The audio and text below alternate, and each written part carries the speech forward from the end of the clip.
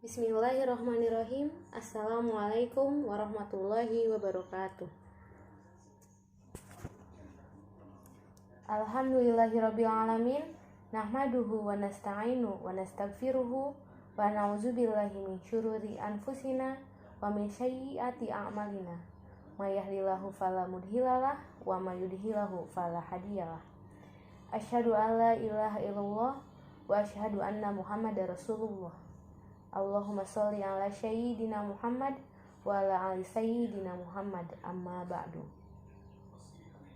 Pertama-tama, marilah kita panjatkan puji dan syukur kehadirat Allah Subhanahu wa taala yang telah memberikan kekuatan, kesehatan, lahir dan batin kepada kita semua, sehingga kita dapat menyaksikan materi presentasi agama Islam kelompok 3. Salawat dan salam semoga tetap tercurah limpahkan kepada junjungan kita, Habibana wa Nabiyana, Kanjeng Nabi Muhammad Sallallahu Alaihi Wasallam, yang telah mengantarkan umat manusia dari peradaban hidup yang jahiliyah menuju pada peradaban hidup yang modern, yang penuh dengan kemajuan ilmu pengetahuan dan teknologi seperti yang kita rasakan pada saat ini. Semoga kita semua termasuk hambanya yang taat, yang berhak mendapatkan syafaatnya di hari akhir kelak. Amin ya robbal alamin. Yang terhormat Bapak Ahmad Nur Soim dan juga teman-teman semua yang saya hormati dan saya banggakan. Sebelum kita membahas materi yang akan kita sampaikan, alangkah lebih baiknya kita selaku kelompok 3 akan memperkenalkan diri kita masing-masing. Assalamualaikum warahmatullahi wabarakatuh. Perkenalkan, nama saya Aurnur Apriliani dari kelas 1B Prodi Penerbitan Jurnalistik. Assalamualaikum warahmatullahi wabarakatuh. Perkenalkan, nama saya Maria Nur Fauzia, nomor absen 10 dari Penerbitan Jurnalistik kelas 1B dari kelompok 3. Assalamualaikum warahmatullahi wabarakatuh. Perkenalkan, nama saya Nur Alfiansyah dari kelas Penerbitan 1B nomor absen 8. Di sini kami akan mempresentasikan mengenai ijtihad sebagai sumber pengembangan hukum Islam. Pada kesempatan kali ini, kami akan membahas beberapa hal. Yang pertama yaitu definisi ijtihad, yang kedua dalil hukum ijtihad, yang ketiga fungsi ijtihad, yang keempat objek ijtihad, yang kelima syarat ijtihad, yang keenam kedudukan ijtihad, yang ketujuh macam-macam ijtihad, yang kedelapan syarat-syarat ijtihad, yang kesembilan jenis bentuk ijtihad, dan yang terakhir contoh ijtihad. Pengertian ijtihad dikutip dari buku Dr. Nasrun Rusli yang berjudul Konsep Ijtihad Al-Sawkani. Kata ijtihad berakar dari kata al-jud yang berarti al-tokoh, yaitu daya, kemampuan, atau kekuatan, atau dari kata al-jad yang berarti al-masyakoh, yaitu kesulitan dan kesukaran.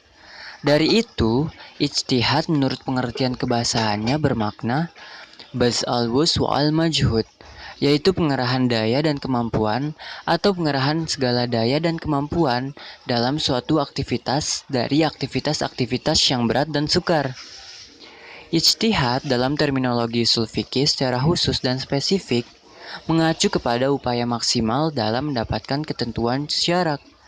Dalam hal ini, Al-Syaukani memberikan definisi ijtihad dengan rumusan mengerahkan segenap kemampuan dalam mendapatkan hukum syarak yang praktis dengan menggunakan metode istinbat, atau dengan rumusan yang lebih sempit, yaitu upaya seseorang ahli fikih atau al-faqih mengerahkan kemampuannya secara optimal dalam mendapatkan suatu hukum syariat yang bersifat zani.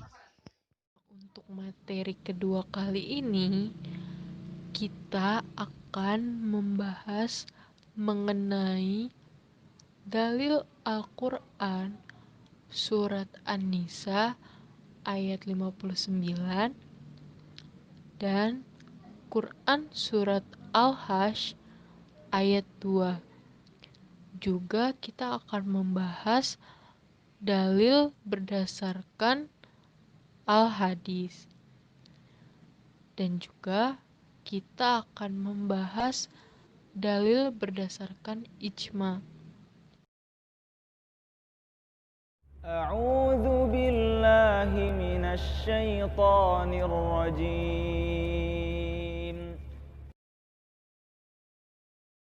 يا أيها الذين آمنوا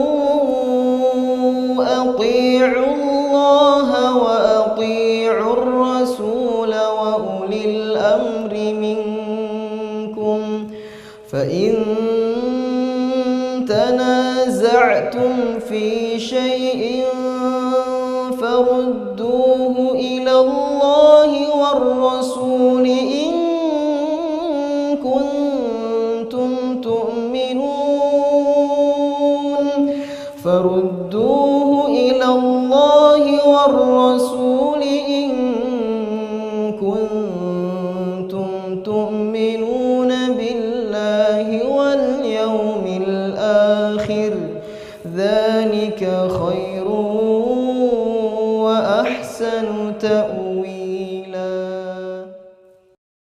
هو الذي أخرج الذين كفروا من أهل الكتاب من ديارهم لأول الحشر ما ظننتم أن يخرجوا وظنوا أنهم مانعتهم حصونهم من الله فأتاهم الله من حيث لم يحتسبوا وقذف في قلوبهم الرعب يخربون بيوتهم بأيديهم وأيدي المؤمنين فاعتبروا يا أولي الأبصار. Dalil hukum ijtihad ada 3. Yang pertama ialah Al-Quran. Nah, Al-Quran ini menurut surat An-Nisa ayat 59. Nah, menurut firman pertama yang dimaksud dengan dikembalikan kepada Allah dan Rasul ialah bahwa bagi orang-orang yang mempelajari Quran dan hadis supaya meneliti hukum-hukum yang ada alasannya agar bisa diterapkan kepada peristiwa-peristiwa hukum yang lain. Dan hasil ini adalah ijtihad. Pada firman kedua, orang-orang yang ahli memahami dan merenungkan diperintahkan untuk mengambil ibarat. Dan hal ini berarti mengharuskan mereka untuk berijtihad. Oleh karena itu, maka harus selalu ada ulama-ulama yang harus melakukan ijtihad. Yang kedua ialah al-hadis. Kata-kata Nabi SAW, ijtihadlah kamu, karena tiap-tiap orang akan mudah mencapai apa yang diperuntukkan kepadanya. Lalu yang ketiga ialah ijma. Umat Islam dan berbagai madhabnya telah sepakat atas dianjurkannya ijtihad. Dan sungguh ijtihad ini telah dipraktekkan dengan benar. Di antara buah dan hasil ijtihad ini adalah hukum-hukum fikih yang cukup kaya yang ditelurkan para mujtahid sejak dulu sampai sekarang.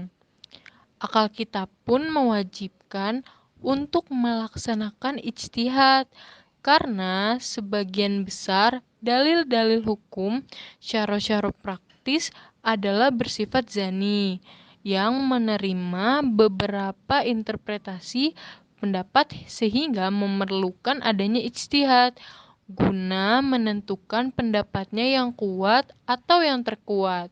Demikian juga perkara-perkara yang tidak ada nasnya.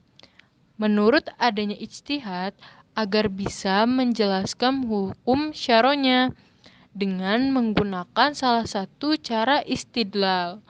Oleh karena syariat Islam harus menetapkan semua hukum perbuatan hamba-hamba Allah Subhanahu wa taala, maka tidak ada jalan lain selain ijtihad.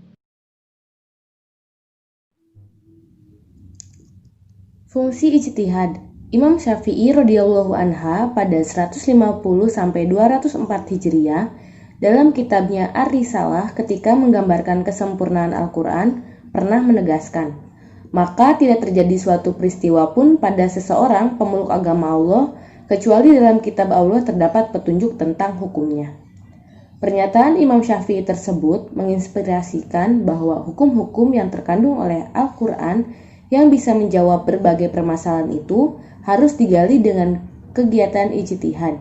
Oleh karena itu, Allah mewajibkan hambanya untuk berijtihad dalam upaya menimba hukum-hukum dari sumbernya itu.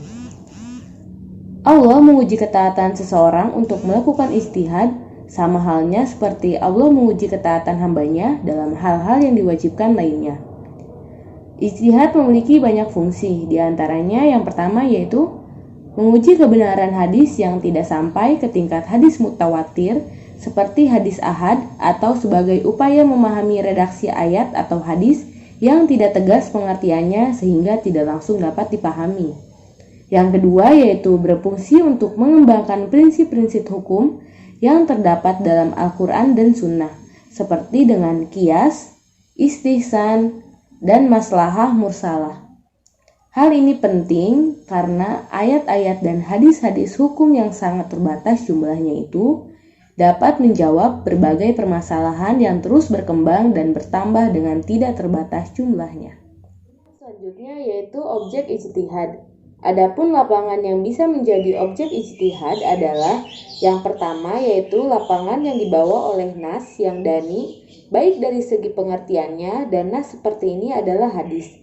Ijtihad dalam hal ini ditunjukkan kepada segi sanad dan pensahihannya juga dari pertalian pengertiannya dengan hukum yang sedang dicari.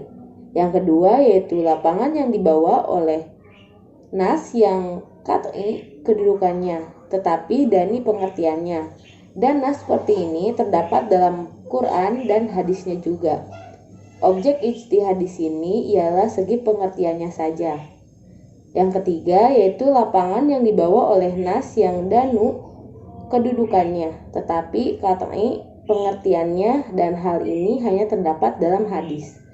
Objek ijtihad dalam hal ini ialah segi sanad, sahihnya hadis dan pertaliannya dengan Rasul. Dalam ketiga-tiga lapangan hukum tersebut di atas, semua daerah ijtihad terbatas sekitar nas, di mana seseorang mujtahid tidak bisa melampaui kemungkinan-kemungkinan pengertian nas. Yang terakhir yaitu lapangan yang tidak ada nasnya atau tidak ijma' dan tidak pula diketahui dari agama dengan pasti. Di sini seseorang yang berijtihad memakai qiyas atau istihsan atau atau jalan-jalan lain. Di sini daerah ijtihad lebih luas daripada lapangan-lapangan lain. Syarat ijtihad. Ijtihad adalah tugas suci keagamaan yang bukan merupakan pekerjaan mudah, tetapi pekerjaan berat yang menghendaki kemampuan dan persyaratan tersendiri. Jadi, tidak dilakukan oleh setiap orang. Memang egalitarianisme Islam tidak memilah-milah para pemeluk Islam dalam kelompok-kelompok tertentu. Dan menyangkut ijtihad pun, setiap orang berhak melakukannya. Tetapi permasalahannya bukan di situ. Ijtihad adalah suatu bentuk kerja keras yang memerlukan kemampuan tinggi. Syarat ijtihad yang pertama adalah mengetahui Alkitab atau Al-Quran dan Sunnah. Persyaratan pertama ini disepakati oleh segenap ulama usul fikih. Ibnu Al-Humam, salah seorang ulama fikih Hanafiyah, menyebutkan bahwa mengetahui Al-Quran dan Sunnah merupakan syarat mutlak yang harus dimiliki oleh seorang mujtahid. Akan tetapi, menurut Al-Syaukani, cukup bagi seorang mujtahid hanya mengetahui ayat-ayat hukum saja. Bagi Al-Syaukani, ayat-ayat hukum itu tidak perlu dihafal, tetapi cukup jika ia mengetahui letak ayat tersebut, sehingga dengan mudah ditemukan apabila diperlukan. Syarat yang kedua adalah mengetahui ijma'.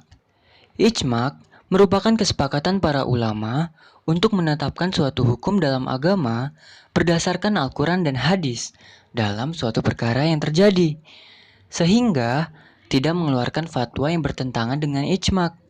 Akan tetapi seandainya dia tidak memandang ijma' sebagai dasar hukum, maka mengetahui ijma' ini tidak menjadi syarat baginya untuk dapat melakukan ijtihad. Syarat yang ketiga adalah mengetahui bahasa Arab, yang memungkinkannya menggali hukum dari Al-Quran dan Sunnah secara baik dan benar. Dalam hal ini, menurut Al-Syaukani, seorang mujtahid harus mampu mengetahui seluk-beluk bahasa Arab secara sempurna, sehingga ia mampu mengetahui makna-makna yang terkandung dalam Al-Quran dan Sunnah Nabi Muhammad SAW. Secara rinci dan mendalam, yaitu mengetahui makna lafal-lafal gharib atau yang jarang dipakai, mengetahui susunan-susunan kata yang khas atau khusus, dan yang memiliki keistimewaan yang unik. Syarat yang keempat yaitu mengetahui ilmu ushul fikih. Menurut Al-Syaukani, ilmu ushul fikih penting diketahui oleh seorang mujtahid, karena melalui ilmu inilah diketahui tentang dasar-dasar dan cara-cara berijtihad. Seseorang akan dapat memperoleh jawaban suatu masalah secara benar apabila ia mampu menggalinya dari Al-Quran dan Sunnah menggunakan metode dan cara yang benar pula. Syarat yang kelima adalah mengetahui nasih dan mansuh, yaitu yang menghapuskan dan yang dihapuskan. Menurut Al-Syaukani, pengetahuan tentang nasih dan mansuh penting agar mujtahid tidak menerapkan suatu hukum yang telah mansuh, baik yang terdapat dalam Al-Quran ataupun hadis. Kedudukan ijtihad.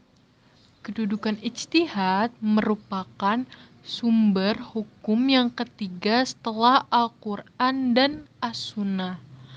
Berijtihad itu sangat berguna sekali untuk mendapatkan hukum syara' yang dalilnya tidak terdapat dalam Al-Quran maupun hadis dengan tegas. Ditinjau dari fungsi ijtihad itu perlu dilaksanakan. Yang pertama, pada suatu peristiwa yang waktunya terbatas, sedangkan hukum syara' yang mengenai peristiwa sangat diperlukan dan juga tidak segera ditentukan hukumnya, maka dikhawatirkan kesempatan menentukan hukum itu akan hilang. Yang kedua ialah pada suatu peristiwa diperlukan hukum syara' di suatu daerah yang terdapat banyak para ahli ijtihad. Sedang waktu peristiwa itu mendesak, maka hal yang semacam itu perlu adanya ijtihad karena dikhawatirkan akan terlepas dari waktu yang ditentukan. Dan yang terakhir, terhadap masalah-masalah yang belum terjadi yang akan kemungkinan nanti akan diminta tentang hukum masalah-masalah tersebut. Maka untuk ini diperlukan ijtihad. Selain itu, ada juga macam-macam ijtihad. Secara garis besar, ijtihad dibagi ke dalam dua bagian, yaitu ijtihad fardi dan jami'i. Yang pertama yaitu ijtihad fardi. Ijtihad fardi adalah setiap ijtihad yang dilakukan oleh perseorangan atau beberapa orang, namun tidak ada keterangan bahwa semua mujtahid lain menyetujuinya dalam suatu perkara yang disampaikan oleh Tashri' Islam pada halaman 115. Ijtihad yang semacam inilah yang pernah dibenarkan oleh Rasul kepada Mu'adz ketika Rasul mengutus beliau untuk menjadi qadhi di Yaman. Yang selanjutnya yaitu ijtihad jami'i. Ijtihad jami'i adalah semua ijtihad dalam suatu perkara yang disepakati oleh semua mujtahidin, yang disebutkan Ushul Tashri' pada halaman 116. Ijtihad semacam ini yang dimaksud oleh hadis Ali bin Abi Thalib pada waktu beliau menanyakan kepada Rasul tentang suatu urusan yang menimpa masyarakat yang tidak diketemukan hukumnya dalam Al-Quran dan As-Sunnah. Ketika itu Nabi bersabda, "Kumpulkanlah orang-orang yang berilmu dari orang-orang mukmin untuk memecahkan masalah itu dan jadikanlah hal itu masalah yang dimusyawarahkan di antara kamu, dan janganlah kamu memutuskan hal itu dengan pendapat orang seorang." Hadis riwayat Ibnu Abdul Bar. Di samping itu, Umar bin Khattab juga pernah berkata kepada Syuraik, "Dan bermusyawarahlah atau bertukar pikiran dengan orang-orang yang soleh. Syarat-syarat mujtahid. Yang pertama, mengetahui isi Al-Quran dan hadis yang bersangkutan dengan hukum itu, meskipun tidak hafal di luar kepala. Yang kedua, harus mengetahui bahasa Arab dengan alat-alat yang berhubungan dengan itu, seperti nahwu, sorof, ma'ani, bayan, bad'i, agar dengan ini menafsirkan ayat-ayat Al-Quran atau As-Sunnah dengan cara berpikir yang benar. Yang ketiga, harus mengetahui ilmu usul fikih dan kaidah-kaidah fikih yang seluas-luasnya, karena ilmu merupakan dasar berijtihad. Yang keempat, harus mengetahui soal-soal ijma, hingga tak ada timbul pendapat yang bertentangan dengan ijma tersebut. Dan yang kelima, harus mengetahui nasih mansuh dari Al-Quran dan Sunnah. Yang keenam, mengetahui ilmu riwayat dan dapat membedakan mana hadis yang sahih dan hasan, mana yang doif, dan mana yang makbul dan mardud. Dan yang terakhir, mengetahui rahasia-rahasia tasri'i, asyarusi syariah, yaitu kaidah-kaidah yang menerangkan tujuan syara dalam meletakkan beban taklif kepada mukallaf. Jenis bentuk ijtihad. Yang pertama ialah ijma. Ijma artinya kesepakatan, yakni kesepakatan para ulama dalam menetapkan suatu hukum-hukum dalam agama berdasarkan Al-Quran dan hadis dalam suatu perkara yang terjadi. Keputusan bersama yang dilakukan oleh para ulama dengan cara ijtihad untuk kemudian dirundingkan dan disepakati. Hasil dari ijma adalah fatwa, yaitu keputusan bersama para ulama dan ahli agama yang berwenang untuk diikuti seluruh umat. Yang kedua ialah qiyas. Qiyas artinya menggabungkan atau menyamakan, artinya menetapkan suatu hukum, suatu perkara yang baru yang belum ada pada masa sebelumnya, namun memiliki kesamaan dalam sebab, manfaat, bahaya, dan berbagai aspek dengan perkara terdahulu, sehingga dihukumi sama. Dalam Islam, ijma dan qiyas sifatnya darurat. Bila memang terdapat hal-hal yang ternyata belum ditetapkan pada masa-masa sebelumnya. Yang ketiga ialah istihsan. Istihsan artinya berpindahnya seorang mujtahid dari ketentuan yang jelas kepada ketentuan yang samar, atau ketentuan yang kulli atau umum kepada ketentuan yang sifatnya istisna atau pengecualian. Karena menurut pandangan mujtahid adalah alasan yang lebih kuat yang menghendaki perpindahan tersebut. Contohnya, haid yang berbeda dengan junub. Oleh karena itu, wanita yang sedang haid diperbolehkan membaca Al-Quran. Sebab bila tidak, maka haid yang panjang itu wanita tidak memperoleh pahala ibadah apapun. Sedang laki-laki dapat beribadah setiap saat. Yang keempat, terdapat istishab. Artinya, segala sesuatu yang menetapi pada sesuatu, maka ia menemani atau menyertainya. Contoh istishab pada suatu perkawinan antara suami dan istri. Mereka harus berpisah tempat karena suatu hal, misal karena tugas. Dan si suami tidak bisa menunaikan tugasnya sebagai suami. Maka, apabila si istri ingin menikah lagi dengan orang lain, tidak dapat dilakukan. Karena meskipun sudah berpisah lama, tapi masih ada ikatan perkawinan. Yang kelima, maslahah mursalah. Artinya, suatu perbuatan yang bermanfaat bagi kemaslahatan umat. Contoh, pencuri dihukum potong tangan. Kelihatan kejam, namun demi kemaslahatan umat, agar umat tentram, tidak ada ketakutan tentang keamanan hartanya, maka pencuri dihukum potong tangan. Yang keenam ialah sudud zariyah. Sudud zariyah adalah tindakan memutuskan suatu yang mubah menjadi makruh atau haram demi kepentingan umat. Contoh dari sudud zariyah ialah sholat Jumat merupakan kewajiban bagi pria muslim.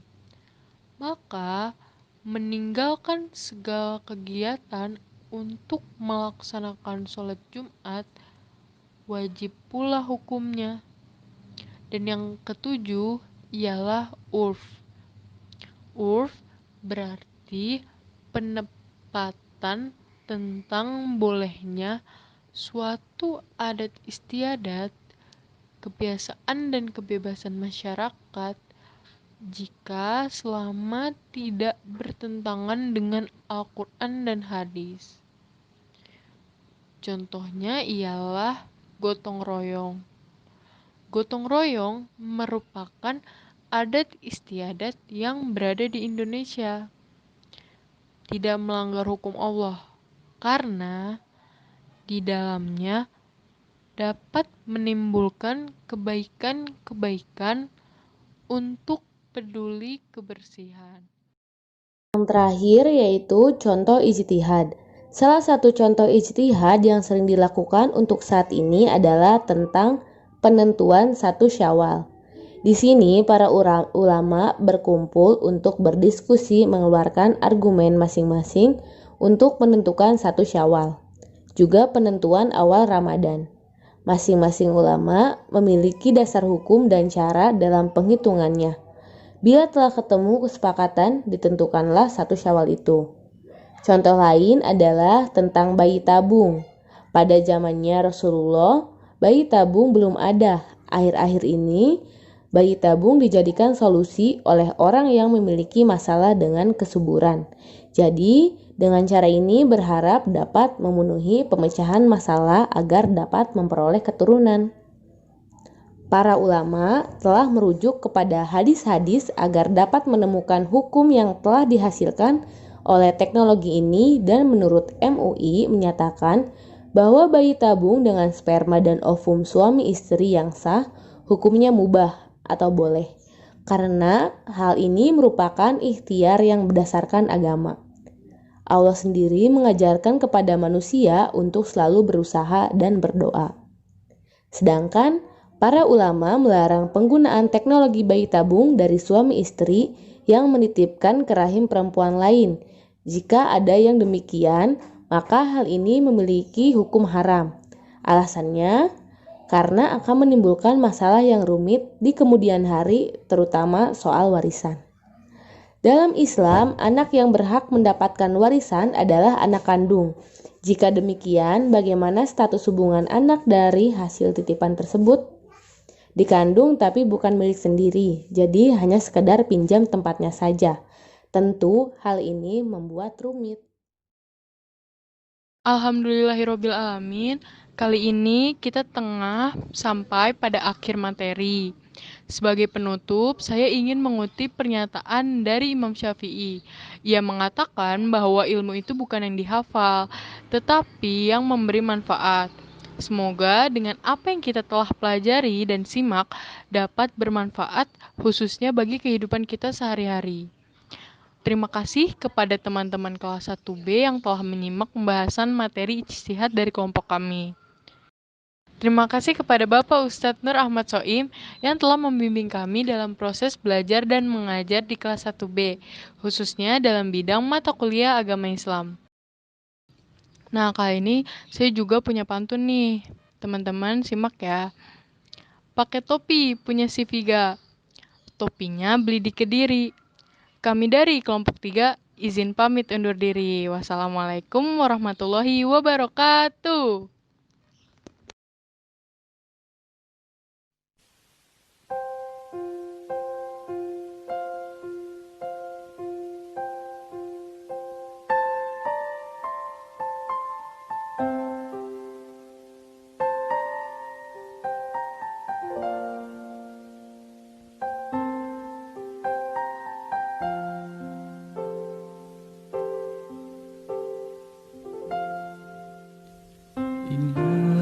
إلهي لست للفردوس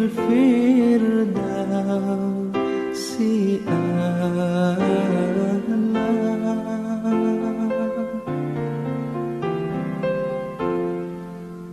ولا أقوى على النار الجحيم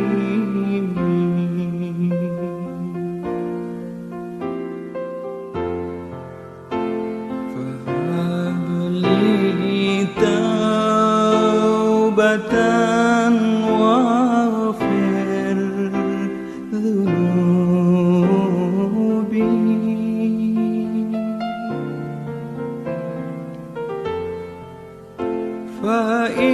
فإنك غافر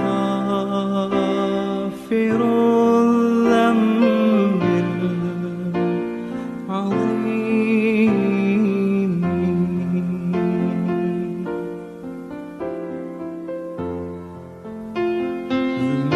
ذنوبي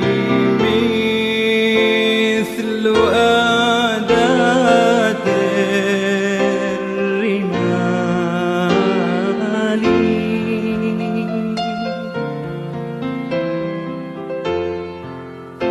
فهب لي توبة يا ذا الجلال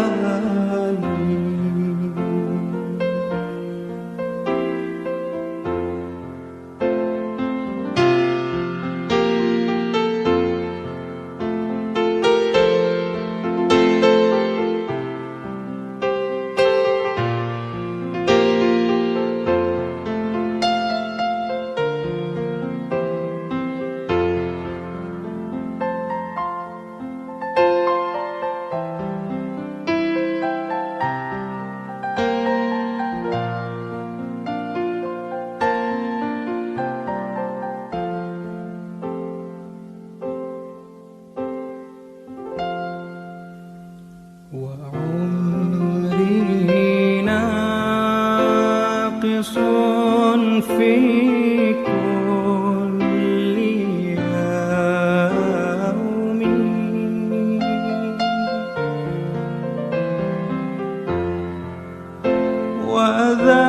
وذنبي زائد كيف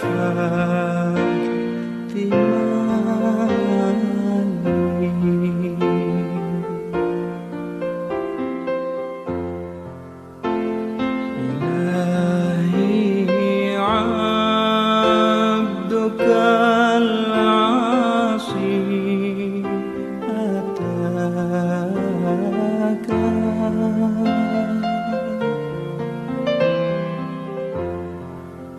مقرا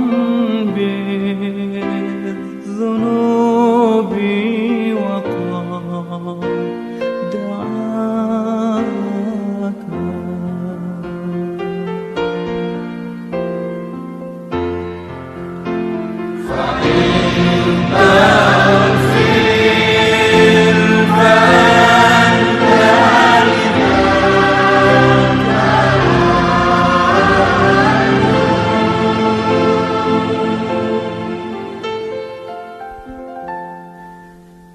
وإن تروى